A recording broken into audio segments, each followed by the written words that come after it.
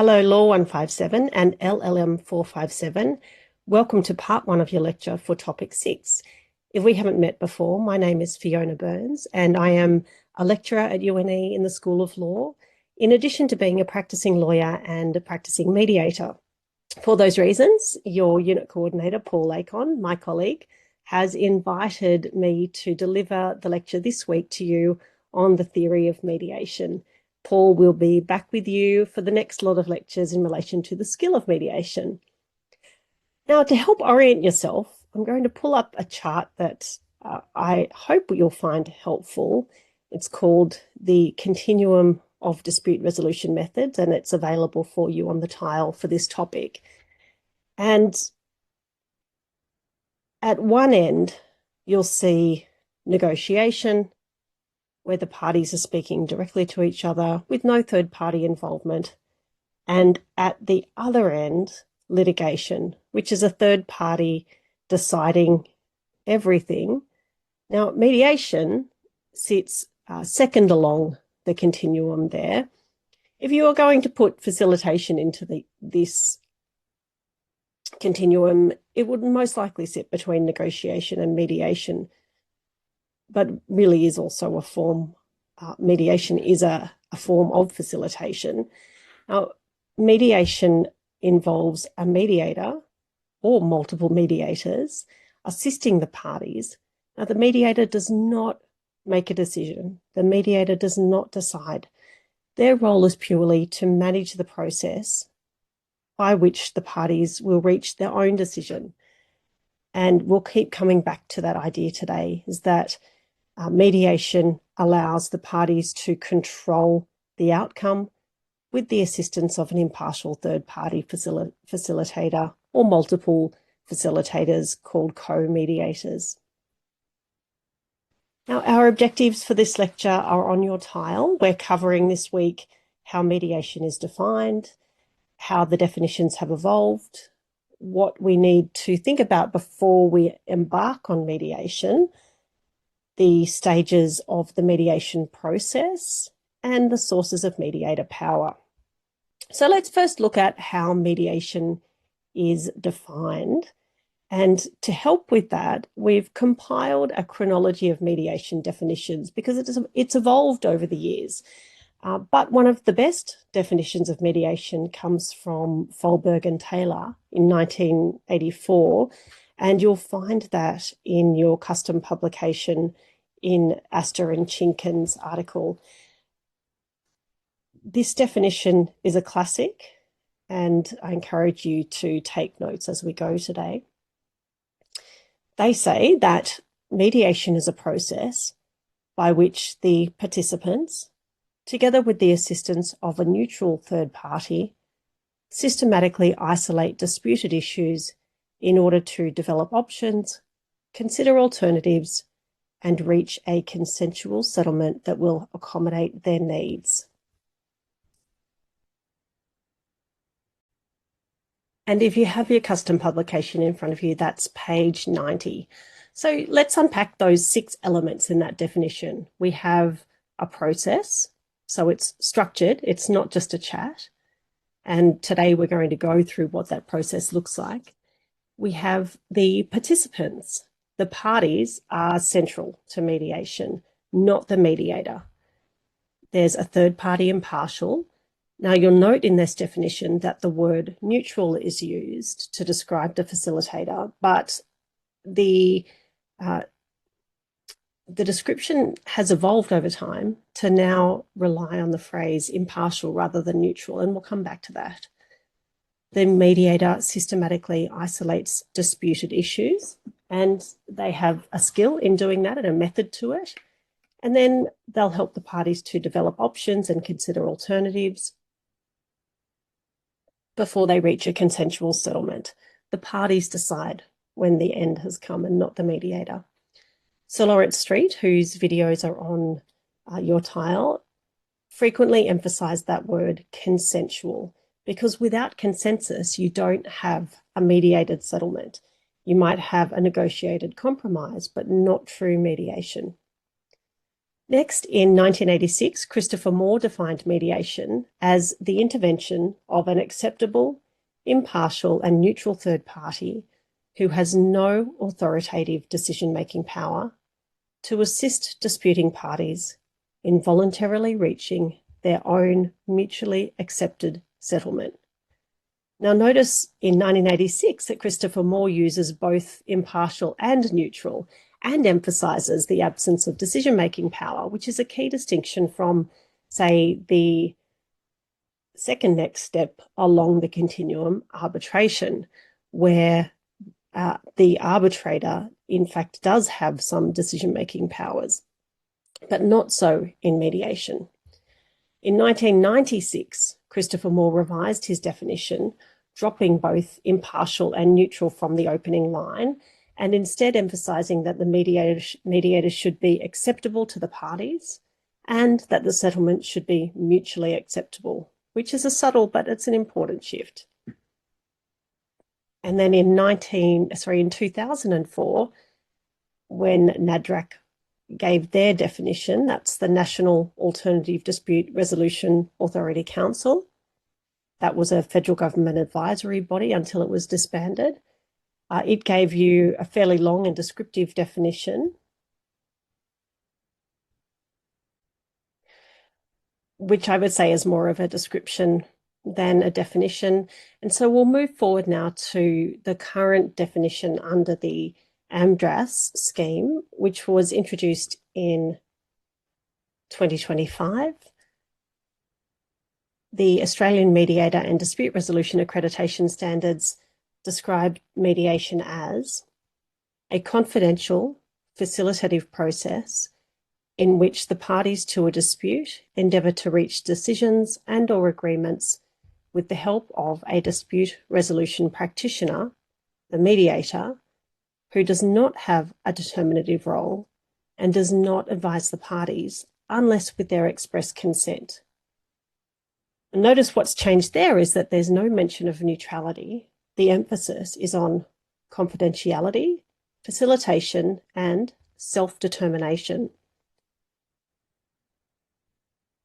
That means that the parties are the ones to choose the outcome and that the mediator's role is non-determinative, which reflects where the profession has landed after a few decades of mediation growing in popularity and use. And we'll examine that debate later on. My own preference sits somewhere between the Folberg and Taylor definition and the 2025 definition. And hopefully by reading through those two definitions, you're getting an understanding of what mediation is in practice. Too often, people think that mediation is just an event on one day for which people turn up and start talking and don't recognise or are not aware of what leads up to mediation day. There is a whole lot of critical decisions that are made before a mediation can take place and a process that's involved. And if decisions about whether to embark upon mediation are made incorrectly, the mediation could at best fail, but at worst cause further harm. And so it's critical, as Astor and Chinkin teach us in the next document I'm going to show you, that careful consideration is given as to whether mediation is appropriate at that moment in time or not. So let's have a look at a document that's up on your tile entitled 8 Relevant Factors to Decisions that Precede Mediation. And this comes from Astor and Chinkin, published in 2002. So this is guidance to both the parties to a mediation and, importantly, to their legal advisors as to whether mediation should take place or not. First step is to educate the parties about what to expect if mediation is going to occur. Parties often arrive at mediation and have no idea what it is. Often parties arrive at mediation and believe that they're able to argue their case before the mediator, who will make a decision, and think it's a little like court or an arbitration.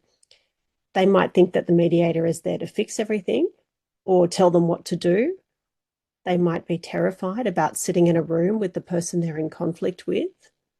The mediator's job, or the lawyer's job in preparing their client, is to prepare that party for the mediation by explaining what mediation is and what it isn't, that the mediator's role is a facilitator and not a decision maker.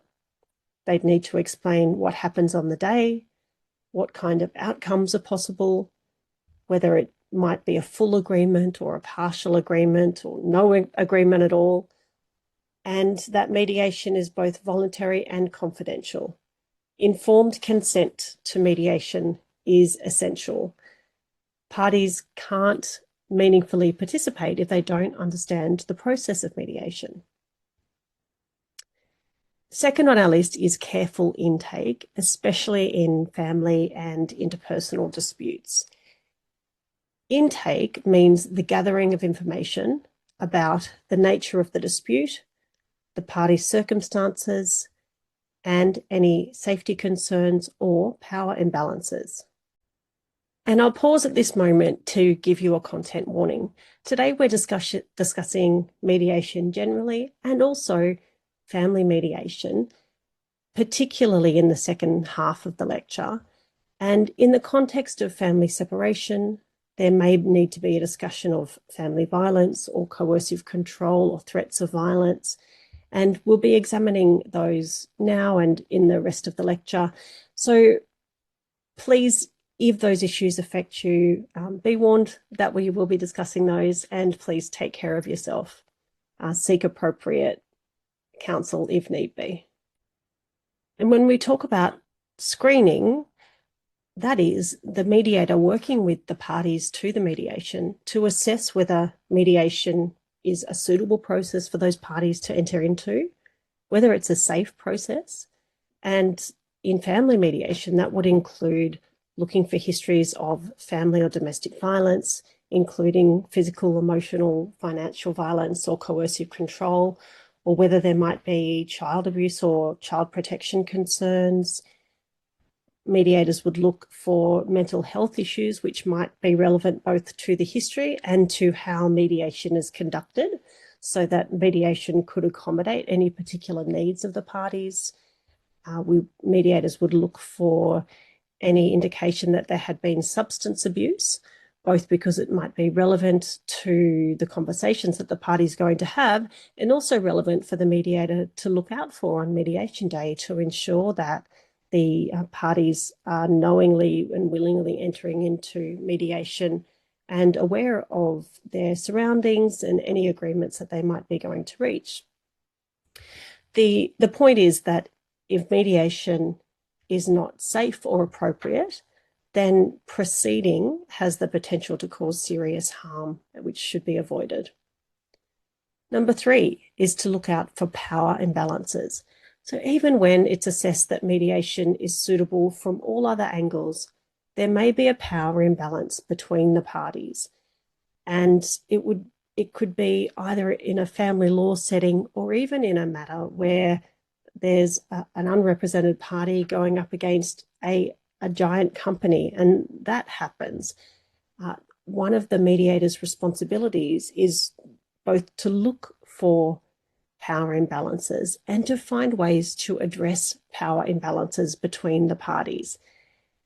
It could look like literacy differences between the parties, or the level of education that each party has, language barriers or psychological factors, one party being susceptible to the other's intimidation, or even an advocacy imbalance where one party has a lawyer and the other does not. So there are steps that mediators can take to try and level out the power between the two parties if there is a power imbalance. For example, by moving from a mediation, say where there's a mediator and the two parties all in the same room, to a shuttle mediation where parties are in separate rooms and the mediator goes between the two of them. And to show you a depiction of that, we've got on this slide our, let's say, stereotypical public assumption of what a mediation would look like, with the mediator there in the red jacket and the two parties discussing matters in front of the mediator. And then our shuttle mediation, where the mediator goes from room to room, exchanging ideas back and forth, exchanging offers and considerations between the parties by moving between two rooms. Now, that's a way that a mediator can assist in creating power balance where there might be a power imbalance. Next consideration is about document exchange and information sharing. It can be incredibly helpful to a mediation to ensure that before mediation commences, the parties have a heads up about what the other party is going to say at mediation. It can be really difficult if it's a single person or a giant company to ask that company to pivot on the day of mediation from a position that they've been on to one that they need to get to in order for there to be a resolution. And so in commercial or legal disputes, it's often, it's common and can be helpful and important that parties exchange relevant documents before mediation. In, say, a building construction dispute, the parties might exchange expert reports in relation to the liability for that building works prior to mediation, so that open discussions can take place at mediation based on what's already been shared between the parties. In family property settlements, you really hope that the parties had, or even insist rather than hope, that the parties had exchanged their key financial documents before mediation. This would include documents like statements from the superannuation company showing the balances of their superannuation accounts, or if a family house is to be discussed at mediation, different valuations from real estate agents or appraisers about the value of that property. It might be necessary to show credit card statements and other bank account statements, all disclosed before mediation. The reason for that is that because without adequate information, the parties might agree to a settlement on a false ground or an incomplete or misunderstood ground, and that could later be challenged. And if there had been an agreement reached based on misinformation, then the agreement might be voidable and the parties would be back to square one. So if embarking upon mediation, it's critical to make sure that the parties have adequate information about the other side's case to make informed decisions and to produce decisions that can stick and hold. Next on this list is choosing and matching the mediators. Now, not all mediators are the same. Some mediators are general mediators and can mediate across a variety of different disputes. Some, like in family law, have an additional qualification if we're talking about mediating regarding children. That's a family dispute resolution practitioner accredited by the Commonwealth Attorney General. So that would be necessary if the matter were a parenting matter. For farm debt mediations, there might be a farm debt mediator from the mediation scheme appointed to mediate. If we were talking about an architectural matter or an intellectual property matter, then the parties might look for a mediator who has that subject matter expertise so that they can have a conversation with the parties at their level. Cultural matching matters as well. If we had Indigenous parties to a dispute, it might be most appropriate to have an Indigenous mediator. If we have parties from culturally and linguistically diverse backgrounds, we might look for, say, a mediator who speaks the same language as the parties, both to help engender trust, but also to ease communication and to make the mediation more efficient without needing to stall due to the use of a translator. So gender could be relevant in certain circumstances, the style of mediation, the approach, whether it's a facilitative versus an evaluative mediation, are all relevant considerations. And in court annexed mediations, the court allocates the mediator but there's still often some scope for matching if the court is alerted to the need for that. The key point is that trust in a mediator is essential to the success of the process, as is the next point, which is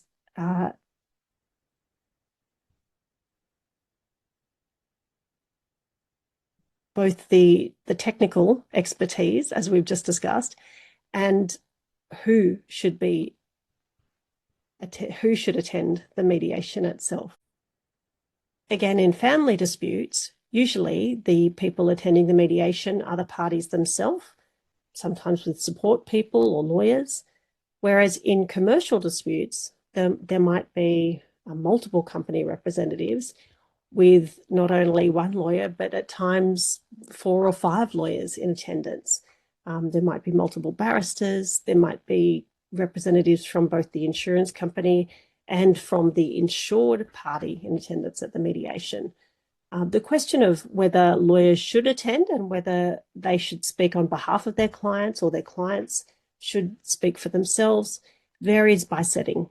In Australia, lawyers frequently attend mediations and they can tend to dominate those processes, not in any negative way, just because that's the role that they're there to play and even to speak for their clients.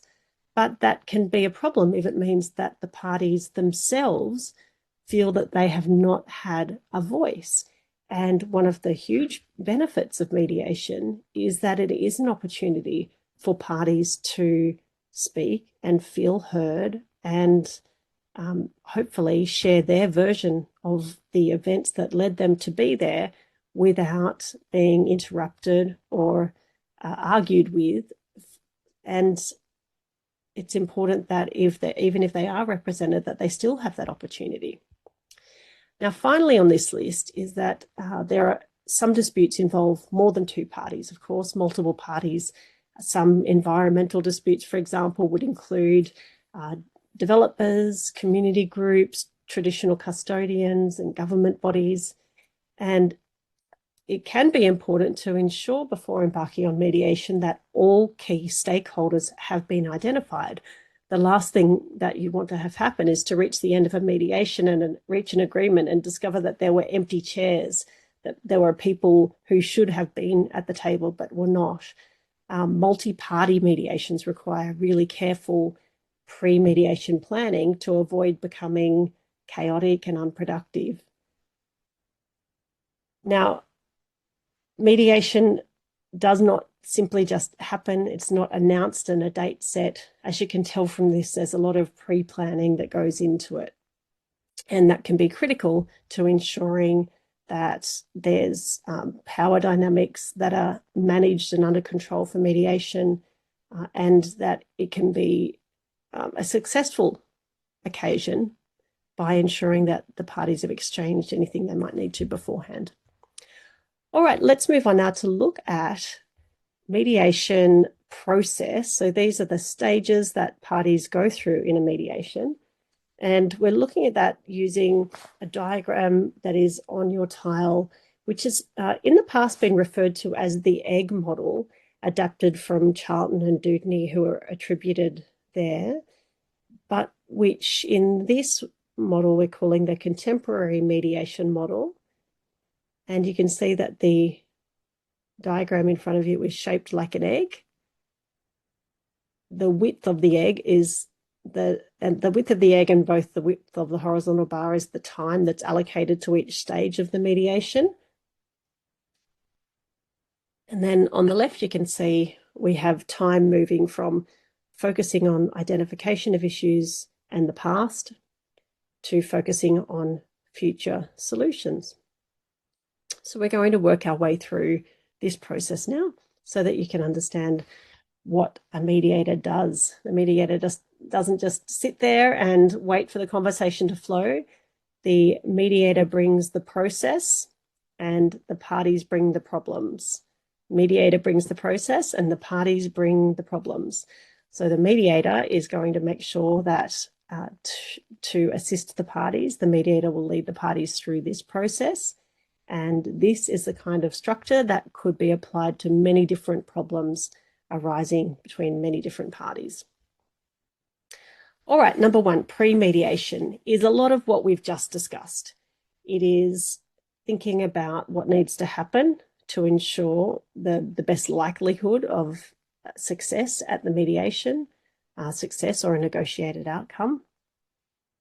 It is speaking with the parties beforehand. Now, usually a mediator would speak with the parties beforehand, either in person with the parties directly or via their lawyers, or have read position papers submitted by the lawyers to the mediators and by the lawyers to each other, to the other parties in the mediation. The mediator would do a safety or screening assessment. The mediator would also send out an agreement to mediate between the parties. All of those preparatory stages would be undertaken, including naming the venue, naming the start time, the means, whether it's a venue in person or an online link to be sent out. And the mediator would ask the parties to read through the agreement to mediate and even to sign and return it before the commencement of mediation. Let's get into what happens at mediation itself. Here we are at stage 2, the opening statements. The mediation session begins with the mediator giving an opening statement. It's a crucial opportunity for the mediator to welcome and introduce everyone, to explain their role in that they are an impartial facilitator and not a decision maker, to outline the process, including the joint sessions and the private sessions, explain how long mediation will take and establish the ground rules. I will often say that we will treat each other with respect, that we will try hard to listen to what the other parties are saying, and that only one person speaks at a time. We will also remind parties of the confidentiality of mediation and that they are there voluntarily. Now, on that last point, you might be thinking, well, are they really there voluntarily? Because there are some laws in Australia which require parties to participate in mediation or to participate in some form of dispute resolution, or the court orders parties to go off to mediation. And to an extent, you're right, but as Alan Limbury, a highly respected Australian mediator, puts it, Australian experience shows that so long as the outcome is voluntary, it matters not that the process is mandatory. So from Alan Limbury, we have Australian experience shows that so long as the outcome is voluntary, it matters not that the process is mandatory. So even when attendance is compelled by a court order or by legislation, participation in the process remains fundamentally voluntary. Mediation isn't about strong-arming agreements out of parties or forcing them to sign on the dotted line. It's about creating an opportunity for parties to explore resolution in a confidential and supported environment. The decision about whether to settle or accept an offer or not always sits with the parties. Stage 3 is opening statements from the, not stage 3, but the next part of opening is opening statements from the parties themselves. Each party at a mediation is invited to make an uninterrupted opening statement. And they can either, generally what I ask clients to do before mediation is to think about their opening statement in terms of sharing with the other sides what has brought them there today and what they would like to achieve from mediation. So what's brought them there today and what they'd like to achieve from mediation. The idea is that they'll come prepared to express that to the other parties, and that the other party will listen without interruption, knowing that they too will get their turn. I've sat in mediations as a legal representative for parties, helping clients to prepare their opening statements in situations that are loaded with emotion. And it's a really difficult moment for clients, especially if they've endured hardship, which inevitably parties in mediation have, especially if it's a single person, and rather than it being, say, a corporation or a lawyer speaking. And to have that opportunity to speak uninterrupted about what's led them there, and about the impact that a situation has had on them, it can be very daunting, but it can also be incredibly cathartic for people to share that and know that no one's going to stop them from speaking and that there are people who will hear what they have to say. It can provide something to people that's often been missing for a really long time, and it's that experience of feeling heard. So during opening statements, the mediator is actively listening. Generally, the mediator will be taking notes, and perhaps at the end of the opening statement, they might ask clarifying questions, not in a confronting way, but in a curious way, like, I heard you say this. Can you help us understand what you meant when you said XYZ? And importantly, mediators will offer empathy. And I'm pleased to say that I've sat in very contentious rooms in mediation, both as a mediator and as a representative of parties, where even though the lawyers on the other side disagree with whatever it is that the person giving the opening statement has said, they are still able to offer empathy or condolences or be human beings in that moment, and then move on to argue about the legal issues that arise that have brought them there in that piece of litigation. But generally in opening statements, especially in those litigated matters where lawyers are involved, then people do take a moment to remember to be human before moving on to back to being lawyers, so to speak. That act of acknowledgement, either by the other parties in the room or by the mediator, can really shift the emotional temperature of the dispute and get that out of the way to move on to talking about some of the legal issues that might arise. Then we move on to, as you can see, one of the biggest part of the mediation, which is exploration. Exploration is really the crux of mediation. It's curiously, most people will think that it's the negotiation, it's the exchanging offers. But if time is not spent exploring all of the issues between the parties, then it'd be unlikely that the parties would be in a position to move on to negotiate.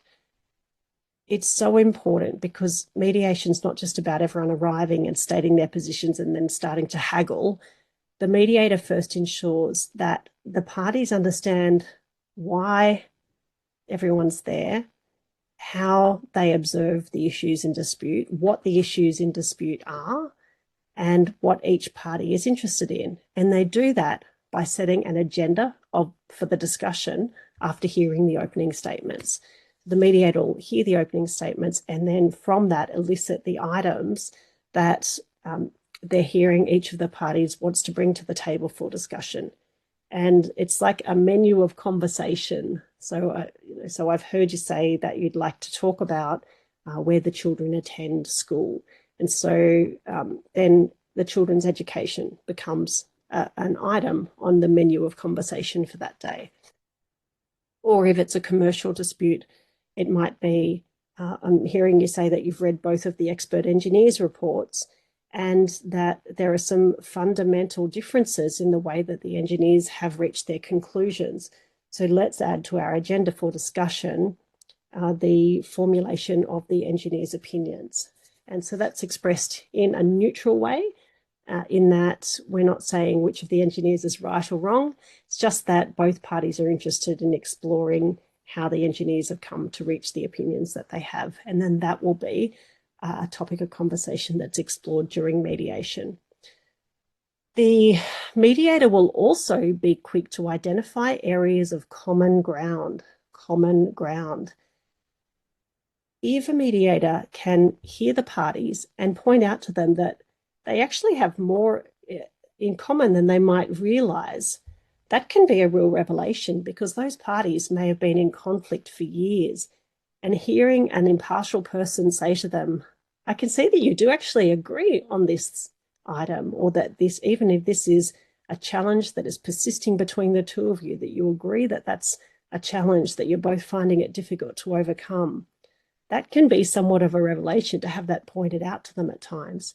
So they'll also be looking to clarify areas of disagreement, and then in exploration, where all the parties are together, try and explore what the underlying interests and motivations are for those parties. And you might recall the story of the sisters, the orange story, which involves the sisters who need to share the orange. And the key there in an interest-based negotiation was to understand, well, why each of them wanted the orange. And that was the key to the solution in the end, because they both wanted the thing for different reasons, rather than just saying, I want the thing. And usually after all of these issues in disagreement or in agreement have been discussed, and the mediators led the parties through an exploration of understanding the other party and gleaning information from them that they might not have had before, and clarifying and questioning, then there will be a break, and the parties will move into what's known as private sessions, which you can see there in point 4 in negotiation. Private sessions. Private sessions are where the mediator will meet with each party separately under an individual agreement of confidentiality for that session, and help clarify any questions that the parties might have, potentially coach them into helping them to decide what proposals they might like to make when the negotiations begin, or assist the party to brainstorm some solutions. And then when the mediators concluded the private sessions with all of the parties, bring the parties back together to begin negotiation, which would start off with something like, we've spent a lot of time discussing the issues, and hopefully by now, or you've agreed that you've gleaned a lot of information from one another. Would anyone like to make a proposal as to where we go from here, or a proposal as to how this matter could be resolved? And the mediator will encourage brainstorming. So by saying, for example, that there are lots of ideas on the table and that no criticisms are permitted at this stage. We just need to explore the different kinds of ideas for outcomes that the parties have. And one by one, as the agreements start to fall into place, the mediator documents them. And by stage 5 there on this chart, at the agreement stage, the mediator will help to record agreements as they're made. And by the end of the mediation, it might be that not all of those discussion points, the issues in contention between the parties, have been agreed, but that 5 out of 6 of them have been agreed. And that in itself is immensely helpful to the parties, because it means that when they do go to court, they know that they only need to ask the judge to consider one issue rather than 10. And then the mediator will close with who's doing what, and it might be that the agreement has been reached that this document that's been drafted should be turned into court orders, and it's decided how that will occur, which of the parties will be the driving force there. So that's one of the mediation models. Let's take a moment to share a second one with you. This mediation model is published online by the Resolution Institute, and as you'll see, it's similar in that the stages are quite similar. There's opening by the mediator, parties, opening statements, reflection and summary, and then agenda setting. Each have separate categories there before moving on to issue exploration, then a break for private sessions, before option generation.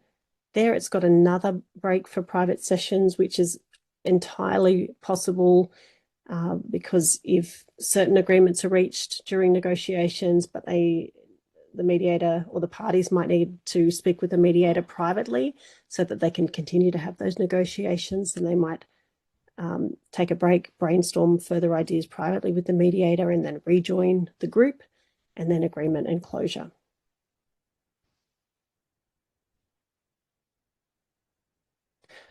All right, let's now move on to looking at how mediators get their power, because it's a bit of a paradox that this mediator that's engaged by the parties is a total stranger to them most of the time.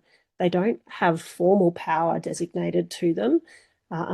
There are a couple that I indicated, for example, where there are certain qualifications that mediators need to have. But in terms of the mediators having power, they're not a judge. They can't impose solutions on the parties. The parties can't ignore them, though, and get up and walk out at any time. They feel as though they need to stay there throughout the mediation. So why is that? How does this mediator have any influence at all? So let's explore that. It comes for the mediator's power comes from several sources. First of all, voluntariness, that the fact that the parties are there because they want to be, they've chosen to be there. Sure, it's stressful, it's onerous, it can be expensive, time consuming, and leading up to it can be a really emotional time for the parties, but they chose to mediate. They are psychologically open to being there and in the frame of mind to address this problem and see if there are some solutions. They might be there out of curiosity because they want to see what the other party has to say and gain greater insight into the other party's position. But because they're there voluntarily and they feel ownership of that process. And research shows that voluntary mediation has higher settlement rates than court-ordered mediation. And again, because the parties feel as though they're driving the occasion by initiating it and arranging for it to happen in the first place and driving the outcome, not having it imposed on them, unlike in court proceedings. Also, there's consent to the mediator. In private mediation, as opposed to court-appointed mediation or mediation through some of the public organisations, parties choose the mediator.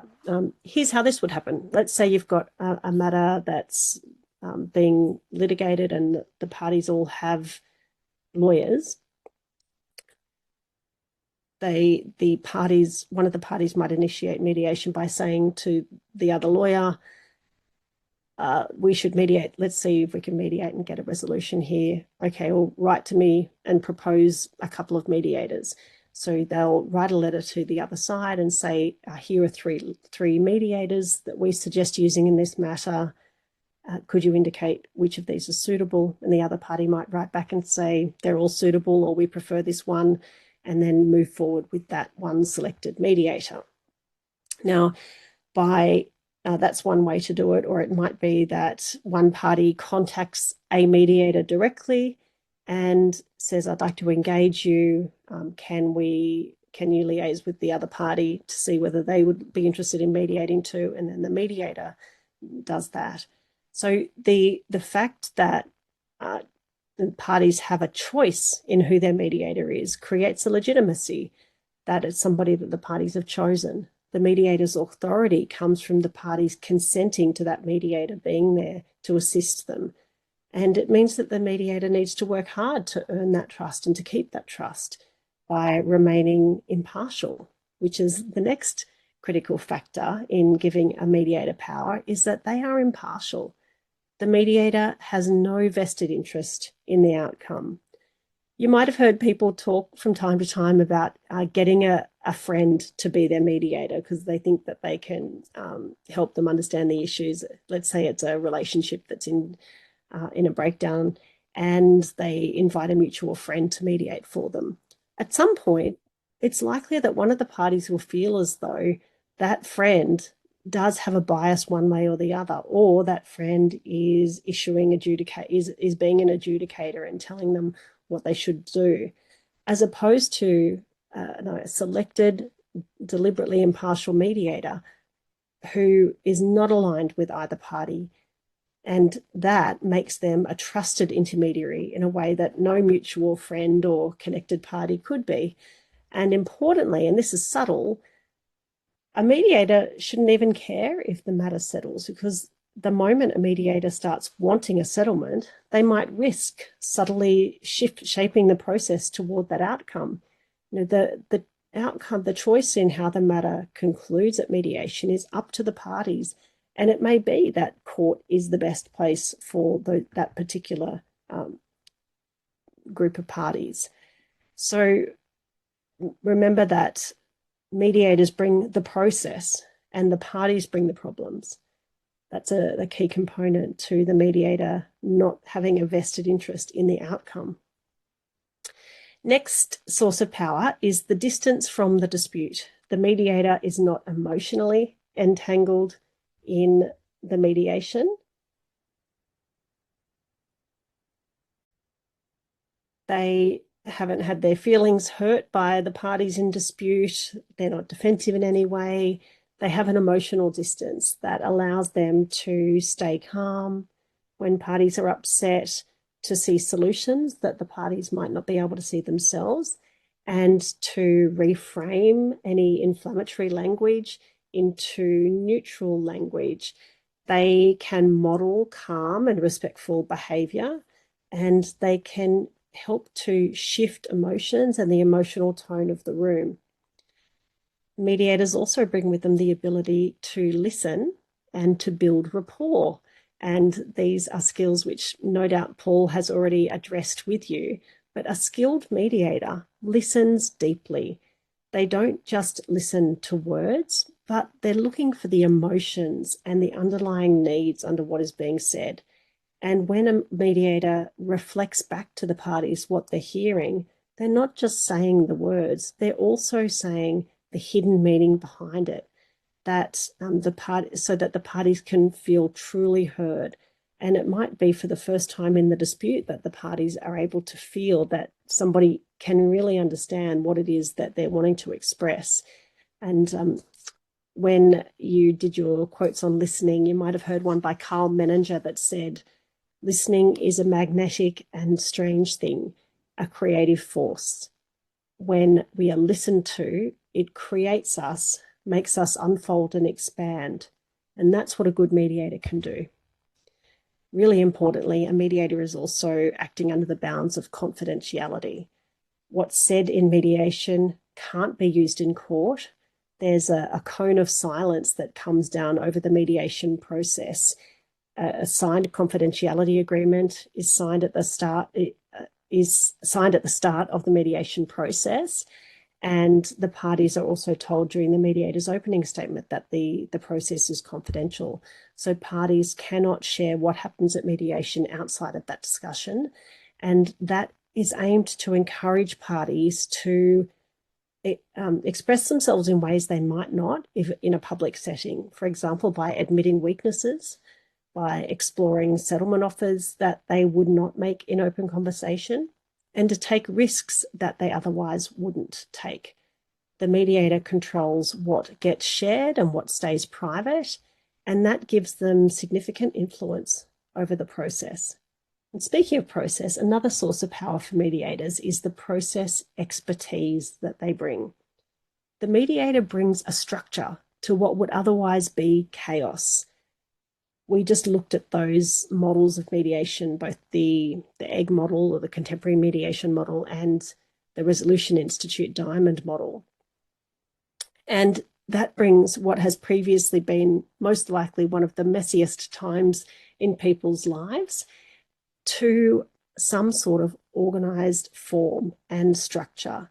Without a mediator, the parties get stuck talking over themselves, having repetitive arguments, and they're not able to move past the things that are of concern to them because they're not feeling heard by anyone, and especially not by the other party.